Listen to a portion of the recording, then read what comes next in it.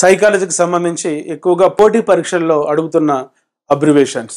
OCD, obsessive compulsive disorder, అంటే చేస్తున్న పనిని పదే పదే చేయడం.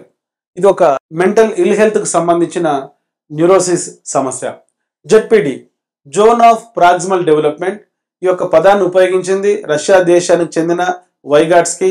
జోన్ ఆఫ్ ప్రాక్సిమల్ డెవలప్మెంట్ సామీప్య వికాస మండలం, అంటే ఒక వ్యక్తి తన సొంతంగా ఏం చేయగలడు.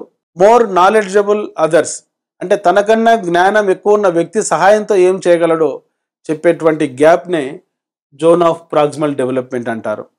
అదేవిధంగా ప్రఖ్యాత భాషావేత్త, father of modern linguistics, Noam Chomsky ప్రకారం ఎల్ఏడి, లాంగ్వేజ్ అక్విజిషన్ డివైజ్.